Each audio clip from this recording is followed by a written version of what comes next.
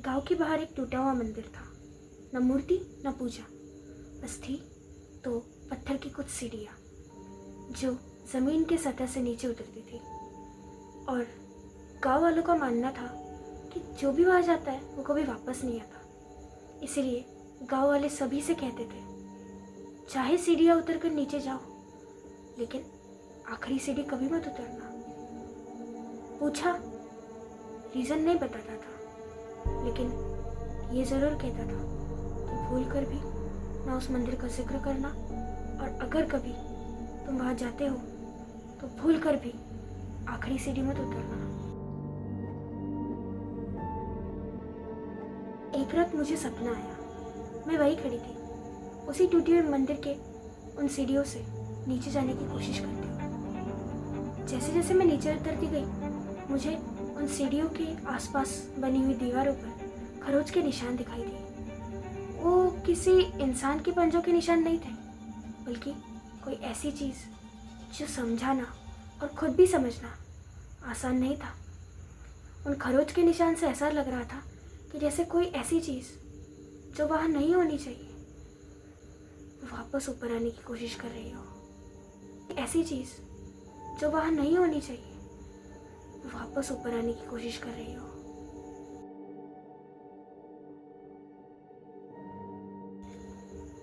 ये सब देखकर पहले मैं डर तो गई, लेकिन क्यूरोसिटी ने मुझे वहाँ रुकने नहीं दिया।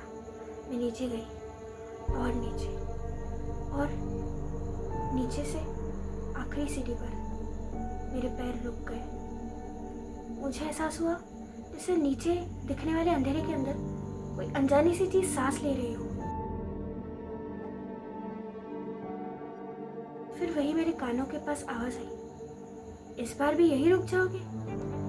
मैं डर से आगे जाने की हिम्मत नहीं कर पाई। मैं सीढ़ियों से वापस भागते हुए ऊपर आ गई। ऐसे ही डर के सुबह मेरी नींद खुली। मैंने आसपास देखा, सुबह तक सब कुछ ठीक हो चुका था। एक बुरा सपना समझकर मैंने इस बात को जाने तो दिया, लेकिन मुझे नहीं पता था कि आगे कौन सी चीज़ मेरा इंतज़ार कर रही है। सुबह उठकर जब मैं नाश्ता करने के लिए किचन में गई, बस मेरी माँ मुझे देखकर रुक सी गई और मुझसे पूछने लगी, बेटा तुम कौन हो? मैंने हंसते हुए कहा, माँ मजाक मत करो, पहले ही रात को बहुत भयानक सपना देखा है। ये कहते कहते जब मैंने आसपास लगी हुई दीवारों की तरफ देखा तो वहाँ हर एक तस्वीर थी, हर वो तस्वीर जो कभी ना कभी मैंने अपने मुस्कुराते हुए चेहरे के साथ खींची थी। तस्वीरें तो वही थी, सब लोग वही थे, लेकिन उन सारी तस्वीरों से मेरा नामो निशान मिट चुका था। मैं जहाँ पर थी वहाँ पर सारी चीज़ें खाली पड़ी हुई थी। आखिर ये कैसे हो सकता है? ये देखकर मैं भागते हुए अपनी दादी के पास गई। मुझसे बिलख कर वो रोने लगी। जब मैंने बोला कि दादी ये सबको क्या हो गया है, कोई मुझे पहचान क्यों नहीं रहा, तब दादी ने बताया, बेटा तुम आखिरी सीढ़ी तक पहुंच गई थी, जिसकी वजह से उसने तुम्हारी जगह ले ली है।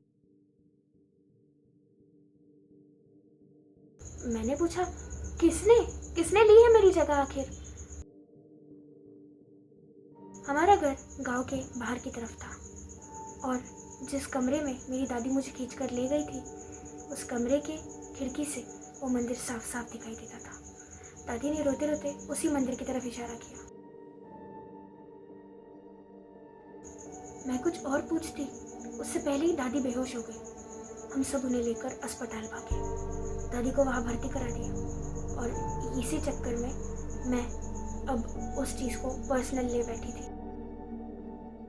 बहाना करके मैं अस्पताल से घर तो लौट आई, लेकिन अभी भी दादी ने जो बात कही थी वो मेरे दिमाग से गई नहीं थी। मैंने सचमुच में जागते हुए वहाँ उस मंदिर में जाने का फैसला किया, और मन में ठान लिया कि चाहे कुछ भी हो जाए, इस रात से मैं पर्दा हटा कर ही रहूँगी कि आखिर कौन है जिसने मेरे रहते मेरे ही घर में मेरे ही लोगों के बीच मेरी जगह ले ली। उस रात मैं फिर उस मंदिर में गई, लेकिन इस बार वो कोई सपना नहीं था, मैं सच में उस मंदिर में गई। आसपास देखा तो मुझे वही सीढ़ियाँ दिखी जो मैंने कल रात को सपने में देखी थी। सीढ़ियों से उतरना मैंने शुरू किया।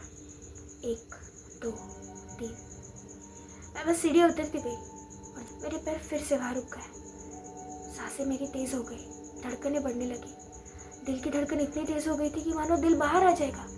बहुत ज़्यादा डर रही थी, लेकिन मैंने ठान लिया था जिस चीज़ ने मेरी और मेरी दादी की ये हालत की है उसका पर्दा आज मैं फाश करके ही रहूँगी।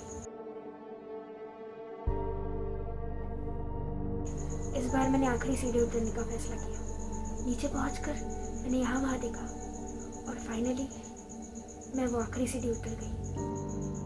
जिस तरीके से सपने में मुझे किसी के सांस लेने की आवाज़ आ रही थी, अब वहाँ जब मैं सच में उस अंधेरे में आ चुकी थी तो मुझे सच में वो सांस लेने की आवाज़ भी आ रही थी। और मैंने थोड़ी आगे जाकर देखा तो एक काली परछाई, उसका कोई शरीर नहीं, कुछ भी नहीं, काली सी बहुत ही लंबी सी परछाई, लेकिन चेहरा उसका बिल्कुल मेरी तरह था। मेरे तो होश ही उड़ गए। मैंने उससे पूछा, तुम कौन हो? क्या तुम ही इस मंदिर के देवता? वो परछाई मुस्कुराई और मुझसे कहने लगी, मैं कोई देवता नहीं हूँ, मैं वो हूँ जिसे लोग भूल जाते हैं। वो परछाई बोलने लगी, तुम वही हो जिसकी जगह अब मैंने ले ली है। अगली सुबह गांव में सब कुछ सामान्य था। बस जैसे हर रोज सुबह उठी वैसे ही सुबह उस दिन भी हुई। सारे लोग वैसे ही, सब अपने कामों में उलझ गए। वो मंदिर फिर से खाली था। मेरा तो वहाँ मानो नामो निशान भी नहीं था, लेकिन उन सीढ़ियों पर नए खरोच के निशान उभर आए थे और वहाँ लिखा था, आज कोई फिर मुझे वापस याद करके गया है।